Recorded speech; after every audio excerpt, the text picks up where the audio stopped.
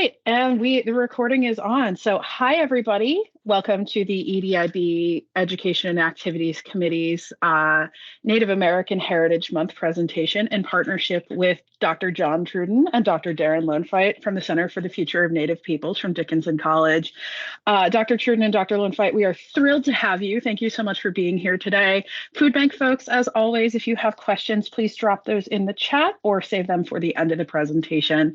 I will let you both take it away, Dickinson folks. All right.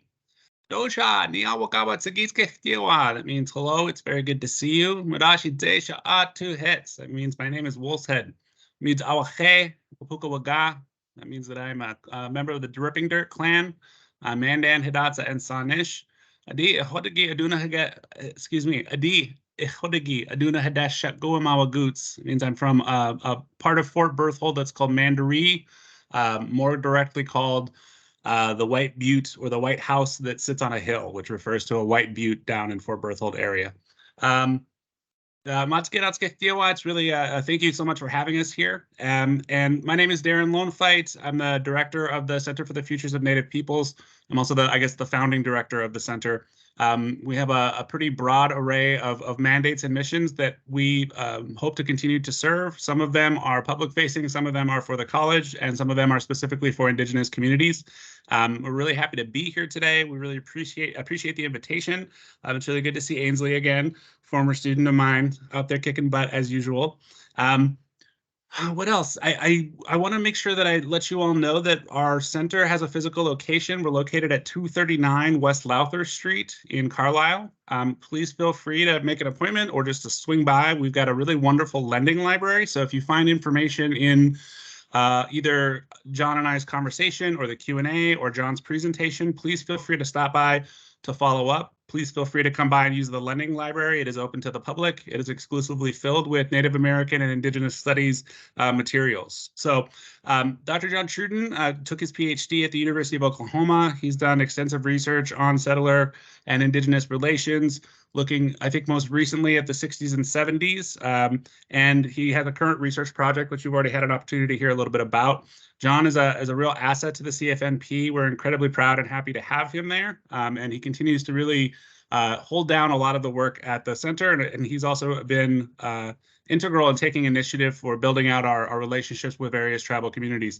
So I'll stop here. I want to give John a chance to run through a presentation. He's going to offer you a brief presentation. We're going to just start having a brief conversation after that. And then we would hope that you all would just go ahead and either pop in with questions or put questions into the chat, and then we'll kind of do a Q&A from there. All right, John. Thanks, Darren. Before I get started, I just want to say, as somebody who's had food stamps and, or I guess SNAP now, and used a food bank a lot, I appreciate the work you guys do.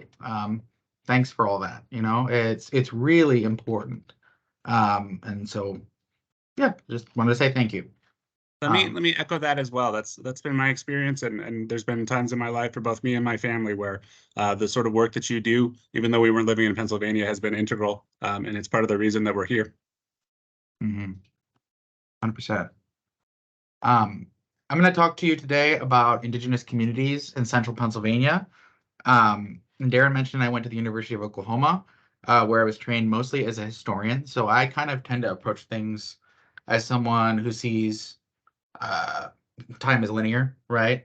And thinking about kind of events going like, but there's lots of different ways to think about this. And I'm gonna try to keep it to like 10-ish minutes. So we'll have time for Q&A and, you know, all that stuff.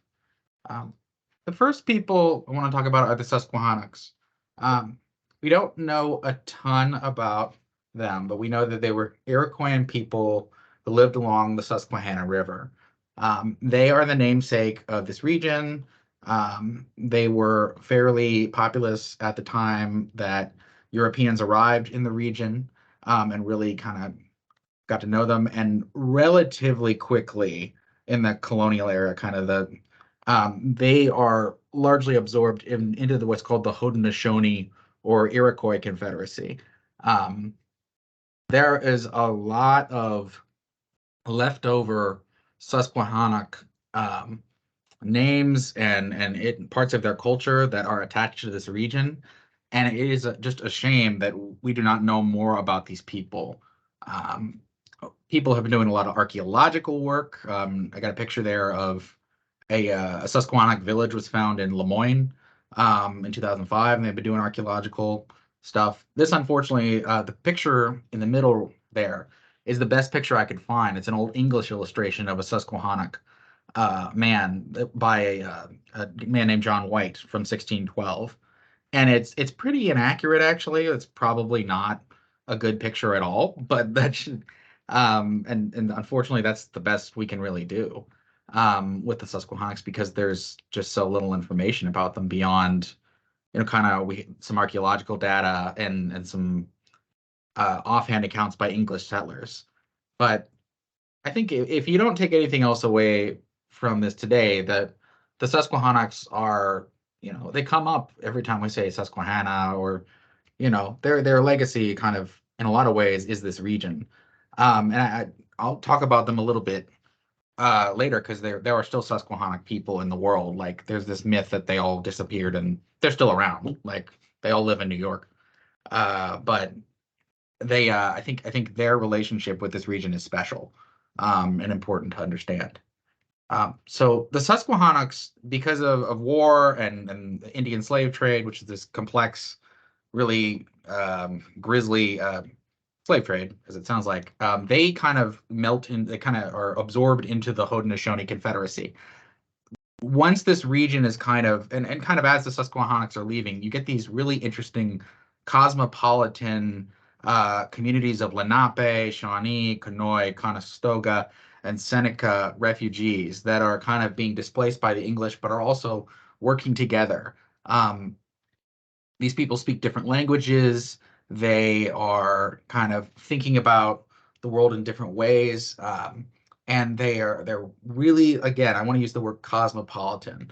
They're living in these river valleys and they have these villages that are kind of populous and very, adapting European and indigenous technologies and are kind of moving around. They are just doing really interesting things.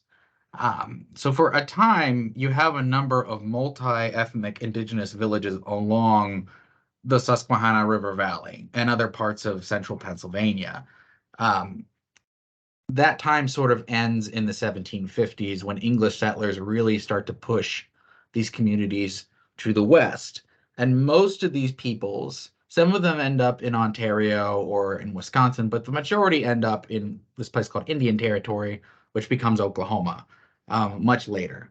And that's where I got my degree, which is fun. One town that we hear about a lot is called Conestoga Manor or Conestoga Indian Town. It's in Lancaster. The Conestogas were a people who they're connected to the Susquehannocks, but they're also distinct from the Susquehannocks in that they absorbed other peoples who were refugees from war and kind of chaos that ensued in the colonial era as the English and other peoples kind of displaced indigenous peoples. And as complicated processes of different nations and indigenous communities fought each other for control of the region. So Conestoga, think of it as one of these cosmopolitan communities where there's lots of people from lots of different places. They might speak different languages. They've adopted European and indigenous technologies.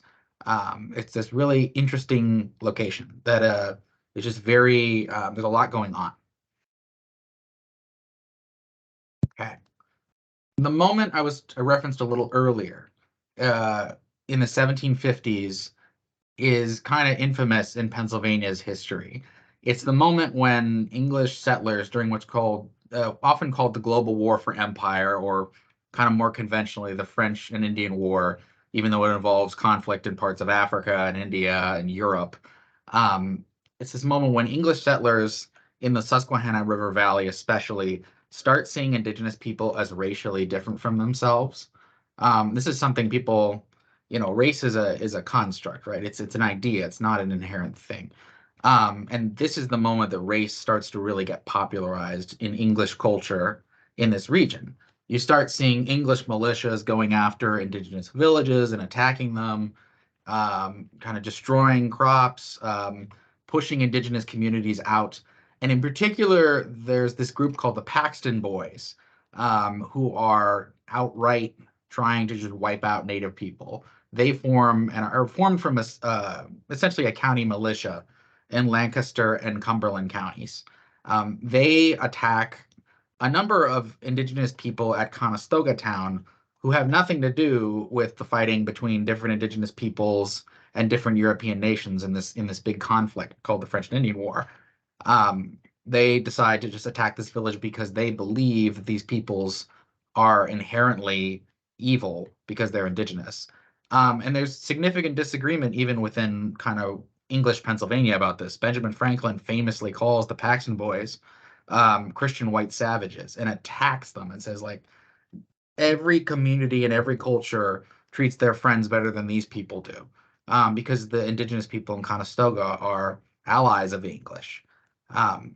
Sorry, over one. So this is sort of the Conestoga Massacre is this infamous incident. It's like the height of just extreme racial violence that plays out, and it drives most indigenous peoples out of the region. Many of those peoples, again, end up in places like Oklahoma. You also see some Lenape communities end up in other places like Wisconsin. I want to reiterate, just because this is this really common thing, there's this idea, and it's a mythology that develops later, that Susquehannock people are the same as all the people, or the same as the Conestogas, and that Susquehannocks, when the Conestogas are wiped out in 1764, that's the last of the Susquehannocks, and that's not true. Those people end up going to the Cayuga and Oneida and Seneca nations in the Haudenosaunee, and they're still around. They actually file legal claims over the Conestoga Town Massacre in the 19th century. And there's still an effort to kind of reclaim Susquehannock and Conestoga identity in the kind of the present. We'll talk a little bit about that. But they still exist and are still a viable group of people. There's no tribe called the Susquehannocks, but it was very common for indigenous communities to absorb other indigenous communities that were struggling in this era. So that happened a lot with like the Cherokee Nation or the Catawbas or just many different Native peoples. So that's kind of the French War and Indian War era. That's really when most indigenous peoples are pushed out. There is a lone holdout called a small Seneca community that holds on and is able to get a small state reservation in central Pennsylvania along the New York line. It's called the Corn Planter Tract or the Corn Planter Reservation. It's granted in 1794. And this is the only indigenous community that's recognized in Pennsylvania for a very long time, until 1961, when President Kennedy signs a bill legalizing the construction of the Kinzua Dam.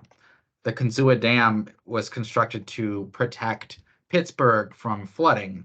And what it does for the Senecas is that it backs up the Allegheny River and destroys the Corn Planter Tract and actually floods a significant amount of the Senecas reservation on the New York side of the border, pushing out the last Native community that's identifiable here. Johnny Cash actually wrote a song about it called "As Long as the Grass Shall Grow," which is kind of fun. And I should say too, if you're ever up in Western New York, the Senecas have a beautiful museum, beautiful cultural center, where they talk about Kinzua and how destructive and apocalyptic that event was for them. Water, unfortunately, was often used as a weapon by the U.S. in the 20th century to remove Native communities. And so this is just one more case of that, and a particularly egregious case of it. But I couldn't do a presentation on Pennsylvania indigenous peoples without talking about Carlisle Indian Industrial School. It's the reason I even have a job, because Dickinson, the college I'm at, had historic ties to Carlisle Indian Industrial School, supported it, financially benefited from it, did all these things. And for those of you who are not familiar, these schools, quote unquote, are really more of kind of state-run institutions. We often call them re-education camps or reprogramming camps. They're created by the U.S. Army to wipe out Native people because it's cheaper. Education for the government is cheaper than waging war against Native people. Carlisle Indian Industrial School is set up in 1879. It's set up so that essentially to reprogram and kind of take Native kids from their families, keep them there, and then give them back when they're, say, like 15, when they're late in their late teens, totally transformed, having no identification with their Native culture.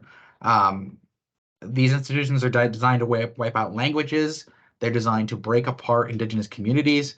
And Carlisle Indian Industrial School becomes the model for all of the other schools across the United States and Canada. It's like the Mac Daddy of all boarding schools. And it is infamous across Indian country, across Indigenous communities all over, because of its impact and how destructive it was. So that's Carlisle Indian Industrial School. We'll bring that up a little bit more. As I mentioned, there's not a whole lot of Indigenous people in Central PA after the 1760s. There is a small resurgence in the 70s that's sort of, as Darren mentioned, kind of an interest of mine. So I'm going to bring it up because my presentation. So I get to. But in the 70s, you do see some Native people in central Pennsylvania identifying themselves. You get what's called the Susquehannock Area American Indian Center, which is based in Harrisburg. It doesn't exist for that long. It's just a couple of years, but it does exist. There's also a state commission dealing with Native issues under Milton, I think Milton Shapp, the governor of Pennsylvania in the 1970s. There's also, this is a sort of an area where I'm really fascinated. There's this thing called the Bicentennial Wagon Train that Pennsylvania organizes as part of the American Revolution Bicentennial. And essentially it gives out 2 wagons to every state and says, let's have a wagon train go from, the West Coast to the East in a great celebration of American history. And because Pennsylvania didn't communicate at all with any, didn't have anybody in the room who was Indigenous or didn't ask anybody, they do some really interesting things with this wagon train, where the wagon train repeatedly asks different Indigenous groups as they go through the American West, and then even as late as when they're in Pennsylvania, they try to get Native people to attack the wagon train. And this is like 1975. And it goes over about as well as you would think it does, right? You get these Native, like kind of different Native people who say, well, we were going to burn the wagons, but we had to do this, so we had to go to a powwow.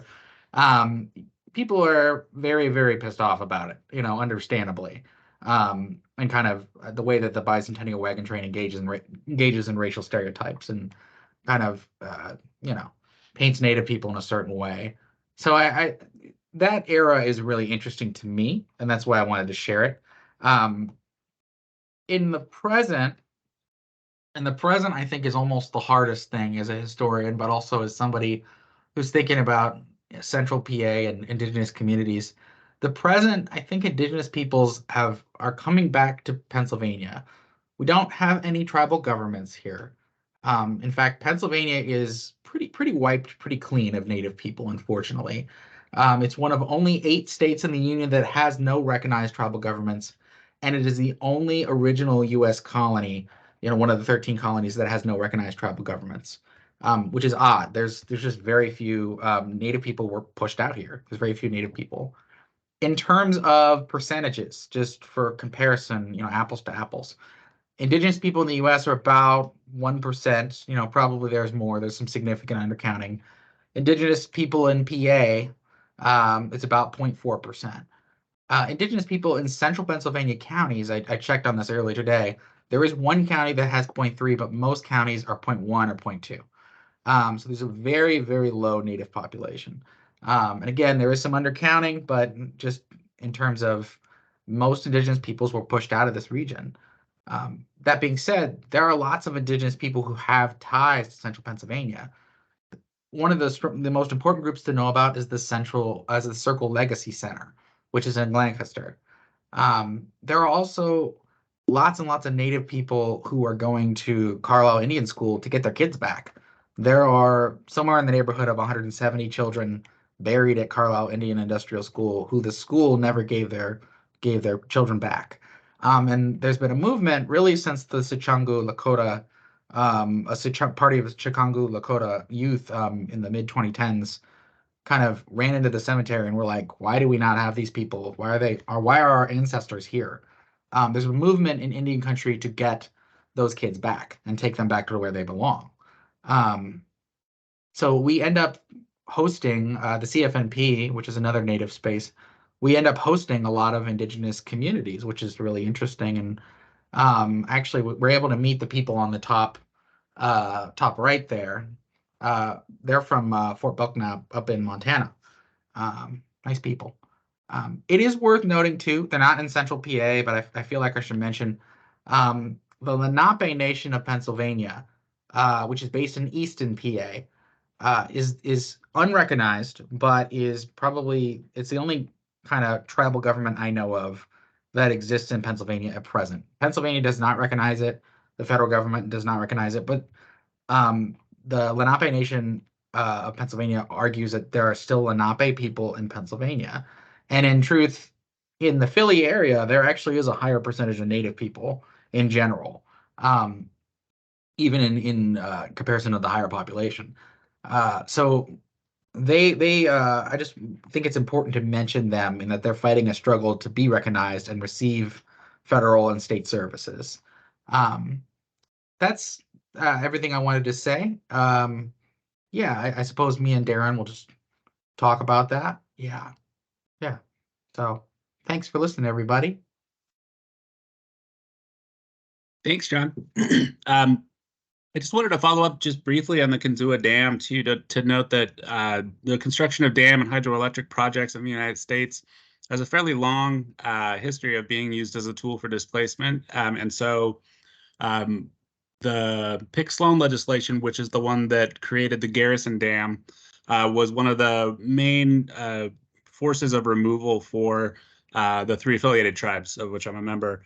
And that flooded out all 7 of our main towns, as well as our capital city, which included our schools, our primary hospital, and so forth. But it also flooded out 85% of the land that we were living on. And we were one of the most affected by the Garrison Dam, but we were 3 affiliated tribes, so that's 3. But we were we were 3 of a total of 6 tribes that were affected by that dam alone. Kinzua Dam is another example of that. So the hydroelectric program was designed specifically to make sure that it was serving both typically non-Indigenous farmers as well as non-Indigenous cities at the expense of Indigenous communities in much of the upper Midwest, including North Dakota, South Dakota, and Montana. So the Kinzua Dam is a really nice emblem for, I don't know, I guess sometimes things that we think about that aren't necessarily that we don't necessarily consider as forces of displacement, but that have been used in that way in the past. But John, I don't know. I mean, where did you want to start the conversation? I'm not sure. Actually, I'm always curious about people's questions, but these questions are fun. But I don't know. Yeah, pipelines, Ainsley, totally true, right? I mean, of course, perhaps Standing Rock most famously was a site of resistance for pipeline protests. We just hosted Tara Hauska at Dickinson College. She received a very prestigious award and then spent a week in residency with us. She is a very strong and very important Indigenous leader in Indian country, and she's also continuing to fight pipeline protests, and in fact left Dickinson College. Let me see. The Saturday morning after she was done with the residency at the CFNP and was arrested in West Virginia. Monday, was that right, or was it Tuesday, John? I think it was Monday. It was pretty quickly. I mean, she had to drive down there, and she's okay, she's okay, and was released shortly thereafter, but went down for another protest against environmental damage and degradation by primarily corporate or corporate sponsored public works projects or extractive projects. I'm going to put the link to her talk in the chat if you want to watch that. Super nice person, by the way. Yeah. I'll talk a little bit about I think food insecurity is something that I mean, is both, I think, contrary to at least my tribe's traditional ways, but is also something that we've encountered many times in the past, and is something that occurs very often, including not just food insecurity, but the sort of food desertification of rural areas in the country. And so one of the reasons that I wanted to make sure that I chimed in after John, before John began his talk, when he was mentioning how important we feel that the work that you all do is because, many Indigenous peoples and like many disadvantaged peoples in this country often face food insecurity, and food insecurity is a really both embarrassing and difficult challenge. And I really traditionally we have always kind of had a way of sharing all food. So the least hungry and the most hungry we're never very far apart. Oh, sorry, Ainsley. No, I think Kat was first. Oh, sorry. Yeah, go ahead. No, it's okay. Well, you can finish your talk first, and then I can ask a question that I had. Oh, sure. I mean, I was just going to say that, traditionally we've always had a sort of belief system, and this is true across both families, and then, we have these kind of broader systems of relations. I mean, you might think of them as kind of social programs or nonprofit organizations. We call them clans. We call them family relations and then personal relations. But one of the things that has always been a traditional understanding back home is that we always feed each other. It's really important. It's considered rude to it's considered rude to refuse food, but it's also considered rude to invite somebody to your home and not feed them, to not bring food where you go. When we go to funerals, one of the traditional ceremonies that we always have is what's called a feed, which is basically just what it sounds like, where if you're at a wedding or you're at a funeral or any other large event, the first thing that's done is everyone is fed. No one can say no to the food that they get. And my wife is non-Indigenous, so the first time she was ever at a large event like that, where she was at a feed, you're holding a kind of a paper plate. You're all sitting in a big circle, and you've got a plate, and people will come around and they'll just keep putting food on your plate. And she was eating as fast as she could, but the plate was getting a little overbalanced. And the next time the person came around, she said no. And I was like, you can't say no. And she's like, what do you mean I can't put anything else on my plate? And I said, it is so rude to say no. Somebody made that food for you. Not only do you have to accept it, but we've got to eat all of it within 4 days. And she said, well, where should I put it? And I said, I put it in your pockets. So she started shoving fry bread in her pockets and doing everything that she could. But that is a cultural institution that exists back home that I've always been very proud of. I mean, I really like that we are feed you people. We are the sort of people that we always take care of the belly first, before conversation, before any other event. And even at a funeral, the most important thing is that everybody is well fed, happy and content and comfortable. And then we get on with the important duties of whatever ceremonial obligations, or if we're having a funeral, the important things that come along with that. But that's a really important and integrated element of our culture, which is just to make sure that everyone is well fed and everybody has got a full belly before we attend to anything else. So we really appreciate what you're doing. Okay, I'll shut up. So the question that I had was just, what can we do as non-Indigenous people and who also work in the food insecurity world to amplify Indigenous voices and to continue, the charge on making sure that, we're able to have not just equal footing, but equitable footing for our Indigenous siblings?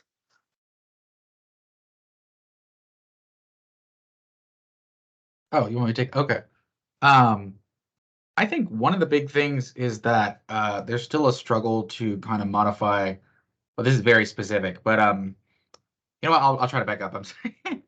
Education is really important. Just reading about and knowing about Indigenous communities. Indigenous communities historically are, ignored in many cases, especially when it comes to things like social services, food equity.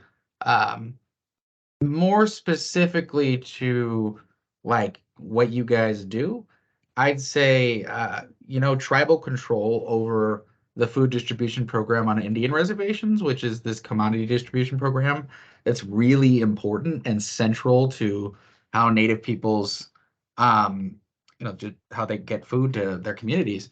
I think that's key. And also not just tribal control, but kind of altering the commodity package to fit Native kind of indigenous foodways. A lot of the time, I mean, commodities, it isn't as bad as it used to be, is my understanding, but commodities often are very unhealthy. They're very, they're high, they're made to be what is it called? They're not made to not spoil for a long time. And they're often a primary source of food in many Native communities, even though technically speaking, the commodity program is supposed to be supplemental. And what that means is that you get people eating like high calorie food that's really bad for them. And so, and kind of relying on that since there's not necessarily a grocery store. This is especially true in like rural Western communities. In terms of federal policy and y'all being plugged into that world, I think it's really important to advocate for tribes to be able to decide what is important to them with regards to food equity and food policy. That's my less specific and more specific answer. I don't know, Darren, what do you think? I think that's great. I mean, if you're looking for things that you can do individually, I mean, there's a lot of organizations that can use help, either financially or through volunteerism. I mean, to be blunt and easy about it, I mean, part of what you can do is what you're doing right now, which is learning more, inviting Indigenous people and people that are familiar with Indigenous communities to come and speak for educational purposes. Missing and Murdered Indigenous Women is a large international organization that attempts to both bring awareness to the appalling rates of violence that occur to Indigenous women, but also look to find ways to intervene. And they could always use help, both in terms of making people more aware that the organizations exist, but also, they can be supported both financially and through volunteerism. I think I would echo what John said too, which is I think that there's an onus on kind of seeking out more knowledge and more information on your own and not relying on other people to have to tell you it, but to actually seek it, to want to learn it and to do your best to learn it on your own and to do your best to make sure that you're in contact with and consulting with, when possible, Indigenous peoples or Indigenous communities to figure out how they can be best served. There's over 500 different tribal nations in this country that are federally recognized. There's over 1,000 if we include non-federally recognized tribes. So the needs of each community differ, and the ways in which Indigenous communities want to go about solving problems or celebrating successes differs across those Indigenous communities. So I think it's important to do our best to sort of be in alignment with the both problems and solutions and forms of celebration about culture and ways of being that the various Indigenous peoples want. You also do live very close to the Carlisle Indian Industrial School. The federal government, the Department of the Interior, has started the FIBSI, which is the Federal Indian Boarding School Initiative. And so, I mean, keep an eye on that. And there's a lot of ways in which support for tribal communities coming to Carlisle to return their children home is both fairly local for you, within 20 to 30-minute drive. And those often need different forms of support, and these aren't just financial forms of support. Sometimes they just need other people out there advocating for them to be able to do that work. So I think that's very important. Hashtag land back, I think, is another one that is often very important. There's a land back movement, and land back takes various forms. There's a land back movement in Carlisle right now, spearheaded by, what's her name, Rhonda, or what? What was her name? Rhonda what? You remember, John? I did. Well, contact us and I can get you the name. But what they're doing right now is they're in consultation with the Carlisle Borough to begin taking on oversight over some of the parks in town and some of the public spaces in town, to both begin planting more heritage seeds and native plants. And they're also, I believe the last plan that I saw, they're looking to begin an interpretive center along both the Lee Tort and one of the other rivers in the area, as a place to both pray and to offer more education and more knowledge for those that are interested. So there's a lot of different ways to get involved, and I think the fundamental advice I would give is to try to seek it out. I mean, I think, and one way to do that is to ask questions in a context like this, but also to not let this be both the beginning and the end of that quest, if that makes sense. That's perfect. Thank you. Ainsley? Sorry, Hi. Kat. So I remember this so well. I was in a class with Professor Lundfight. I think it was Indigenous Futurisms when I was a junior in college, and we interviewed. I don't remember their name, but it was amazing. We had like a group project, and we talked a lot about Indigenous activism, and how like white people will come and expect to be like on the front lines of the fight. And I remember this person was like, "Well, the easiest thing you can do is just ask what they need. And like if that means washing dishes, that means washing dishes. Like every little tiny thing happens for a reason and like matters to the fight." I mean, it was about Standing Rock, I'm pretty certain. Like it was about the anti-pipeline movement. It was crazy. I think they had been arrested like a bunch as well, and it was just an amazing experience to get to kind of talk to them. But I kind of wanted to ask and talk about like the idea of community and food. Because I know the idea of community is very much a individualism is very heavily centered in Western kind of like Western society, if that makes sense. Like capitalism, individualism, like making you're the one that has to do it all by yourself. And I really like the idea of community. And I was wondering if you had, I mean, not to bring it like super down low, but if you had any thoughts about the way food has been used to kind of tear apart community. I know we kind of talked about flooding, if that makes sense. Like the flooding and that, you know, probably killed a bunch of stuff to eat. And I didn't know if there was anything else that we could talk about in terms of like using food as a weapon or using the lack of food as a weapon, if that makes sense. Absolutely. I mean, so the Garrison Dam, one of the things that it did was, I mean, the 85% of places where we were living was also where most, you know, we don't, traditionally we did not have, we are now, but we did not do large scale agricultural farms. We still have the word for it as garden in Hidatsa. That's still primarily what it was. Your garden was as large as your family could support growing, and your community would assist you grow, and everyone would have their own garden. And hunting was also a very, you know, hunting and fishing were also very important forms of nutrition. And so one of the things that the Garrison Dam did was that it flooded out all the bottomlands around the Missouri River, which are the most, I mean, it's like the Nile. It's like the constant flooding of that river created incredibly rich soil, and it was incredibly nutritious soil, and it grew incredibly nutritious foods. And many of our traditional foodways involve, I think, what is now sort of referred to as like permaculture, or the idea that certain plants like to grow certain places, and that the goal is not to create places that plants grow, but to follow them and figure out where they like to grow and then help them there. And so you can't just pick up and move that kind of a garden. That kind of a garden is tied intimately to a particular place, because that particular place is important for those particular plants. And so when that land was flooded, we lost not only, you know, food and plants and things that grew there that were important for the nutrition of the people. We don't practice 3 sisters, we practice 4 sisters. So we do squash, beans, corn, and sunflower seeds, or sunflowers. Those are our 4 favorite, our four sacred foods. But in addition to that, we lost a lot of medicines, and many of our plant relatives are also medicines for us. And you know, so the flooding was designed partially to provide water for non-Indigenous farms at the expense of Indigenous gardens. And so it was a selection. It was a choice of who was going to get, what plants were going to get the water to feed whom. And so I definitely think that was part of it. And then there's a pretty long and ugly history, actually, of using food and starvation against Indigenous peoples. One of them being the kind of destruction of the buffalo. John, do you have enough knowledge about that to speak to it? You'd have to unmute, though. My bad, Zoom errors.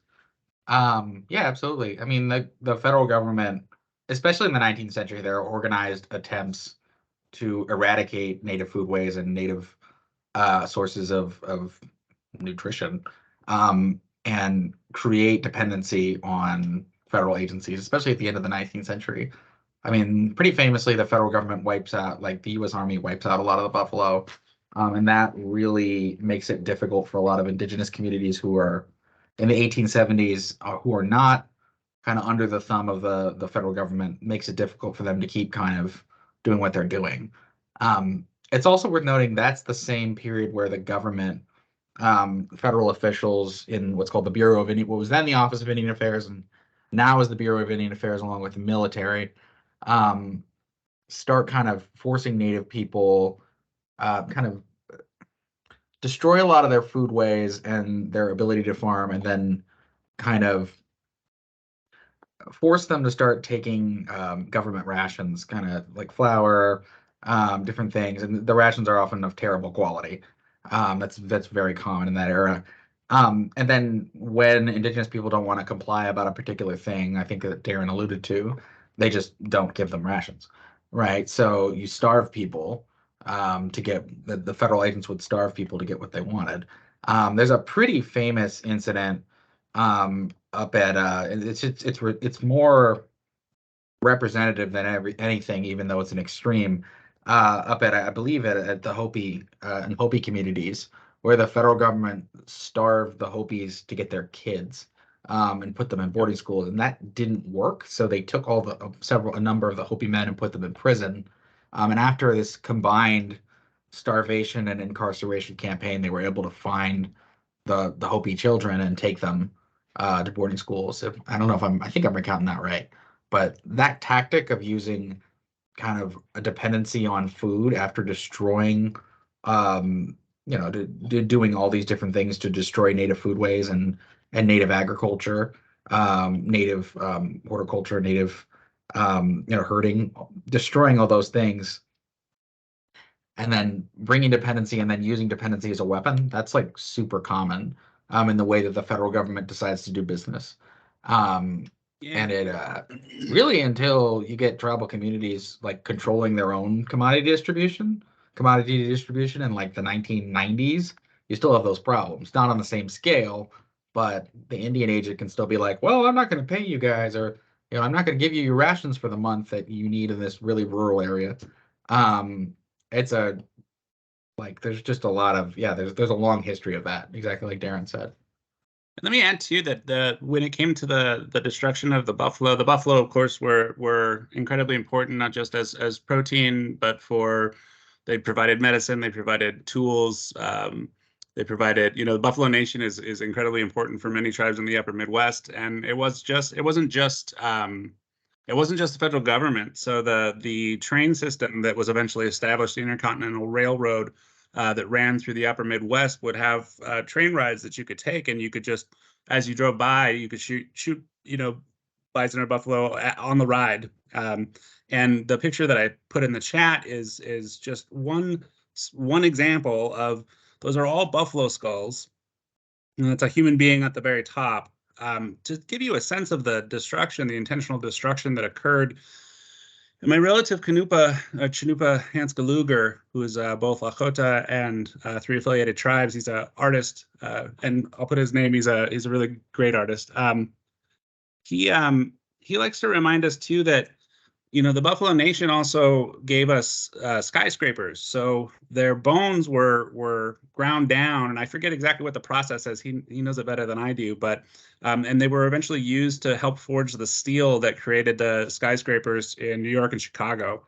So Buffalo Nation continues to serve us, even though we sometimes don't notice it. But it was a pretty ugly time, and the purpose was to get rid of a main primary food source in order to establish dependency on government rations, which could then be withdrawn for the purposes of treaty demands or sometimes for taking children.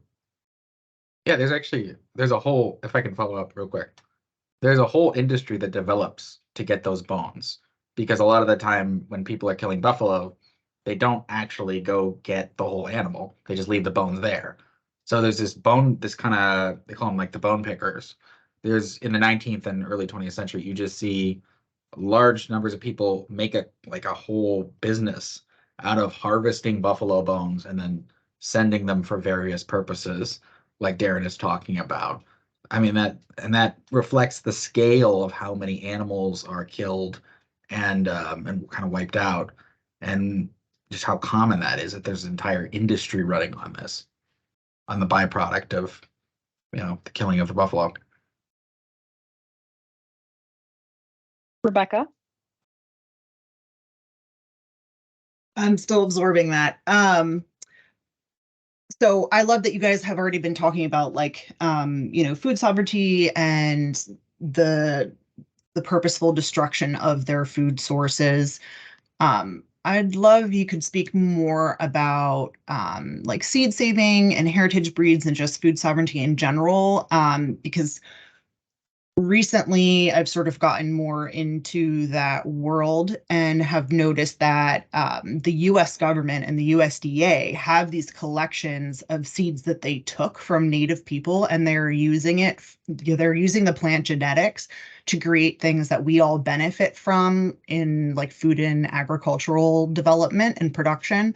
And so even strains like the Bear Island flint corn, a lot of people refer to it as like rainbow corn or gem corn or something else, when really it came from Native peoples. So I'd love to hear just more about that.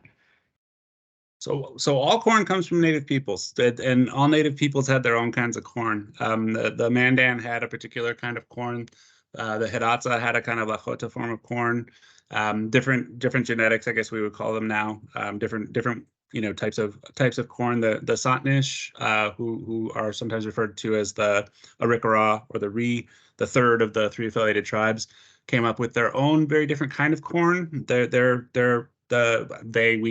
are from, actually the linguistic form is Caddoan, so like mid-northern Texas. And we still have stories about when grandmother corn came to us, from far down south. So I mean, that's not a correction. That's just I always like to remind people that all corn is indigenous, all chocolate is indigenous, most hot peppers are indigenous, potatoes are indigenous, most beans are indigenous.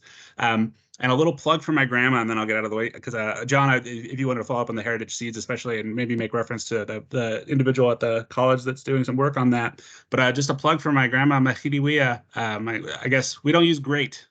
My dad always says that we don't create distance between our relatives. So the farthest we go is grandma or grandpa. But in this particular case, I mean my great grandma or great grandma. But my grandma Mahiriwia, which is a Buffalo Bird woman, gave what is now called the Great White Northern Bean, and it makes excellent chili. So the next time you're in the grocery store, if you see Great White Northern Beans and you're looking to make a delicious dish, think of my grandma, and then also get some, because they're delicious. And it's always a pleasure to get to eat a food that she developed in her garden, that she received from her ancestors and relatives through a long period of time, and that was kind and hospitable enough to give that to all of us so that we could still have it today. But I'll get out of the way for John. I was just gonna say this is not my field, but indigenous people do tend to be kind of monitoring the environment around them, because they tend to rely on the environment, right? Especially in the historic period, right? Native people have close ties to their surroundings. And so you see more attention. Things like in the modern era, like in the present, things like the Cherokee Seed Bank, right? There's a number of indigenous movements to rekindle old seeds and old just different kinds of plants that they're not able to create or were lost, because it's there's a commonality there with the way that U.S. colonialism really affected Native peoples and wiped out, or at least suppressed, different kinds of knowledge, like language, foodways, styles of dress, gender identities, all kinds of things. That's one aspect of it. Now, I will say what Darren's referring to is we have this guy at our college named Matt Buer, who's a seed scientist. And what he does is whenever he can get a seed, he carbonizes it. And he's fun because he's like really, really nerdy with that, but like in a really lovable way. He's got this oven that he puts the seeds in. So if you have any special seeds or anything interesting, stop by Carlisle and he'll be like, oh, yay. He can carbonize a seed. But yeah, there's a whole network of Native communities that have emerged that were present prior to the 1970s, but have really emerged in earnest since that time around food sovereignty and kind of rekindling indigenous kind of food waste. So. Yeah, and I'll also say, I mean, in terms of seeds too, I mean, so that this is a, well, my dad's Muskogee Creek, so, they walked the Trail of Tears, and he says that, while many parts of it were hard, one of the hardest parts was losing our medicines, and losing our medicines meant both our traditional medicines that we would use in more medicinal ways, but also when you understand food as medicine, one of the losses was just losing the foods that were traditional to your people and that your people had eaten and been in a good relationship with and a healthy relationship with for a very long time, and that was very damaging. Many tribes are in the process of attempting to recover what was lost. So, I mean, to go back to the Garrison Dam, and as my grandfather refers to it, the Dam. The part of what was lost during that time was a lot of those traditional foods, and it wasn't always because they were directly taken, but it was also because the compulsion by the federal government was so strong to begin using agricultural farming practices that many of those were lost along the way in the process of sort of, practicing what is called survivance, the process of both trying to endure and resist and survive all at the same time. And so, for instance, back home right now, we have a traditional garden that the three affiliated tribes tribal college has established, and they're distributing the seeds as they grow them, as they continue to sort of reestablish them. And they've been using various seed banks and other locations that have been holding those relatives for us, to reestablish them. And so for some people, it's not about reestablishment. I mean, those things are still there, and for us, many of those things are still there as well. So many of our traditional foods are still around. But for some things, yeah, we say our relatives went where they were safe until we were ready to take care of them again. And so, yeah, I'm really happy that those sorts of places exist, that those kind of collections of seeds exist, because they allow us to reestablish things that sometimes we thought had gone pretty far away from us, and then to have them growing again in a tribal college garden is a pretty cool experience, I think.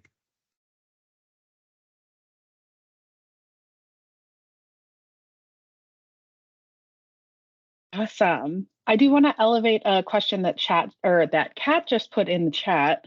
Kat would like to know, are there any bail funds out there to assist those who are being held in jail for Indigenous activism? So that's a great question.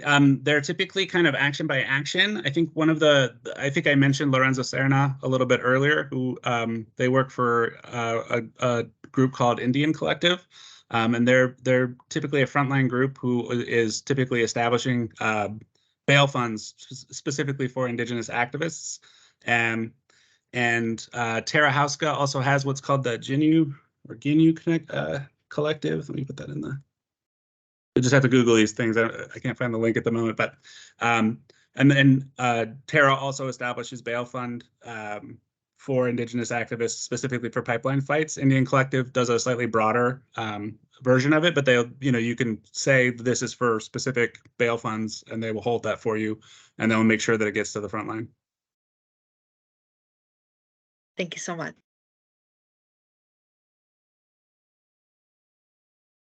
We do have a couple more minutes left if anybody has any other questions, or if there's anything else that you guys would like to talk about. Dr. Lonefight and Dr. Truden, thank you so much for being here.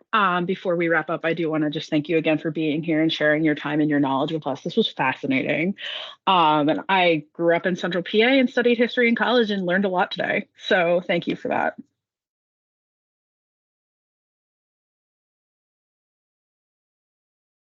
Yeah, thank you for having us. It's been nice. Yeah, I really enjoyed it. Thanks for enjoying hearing about the Great Northern White Bean. There is a picture. I don't know that I'd be able to find it right now, but there's an old can from one of the first, because Goya makes them now or cans them now.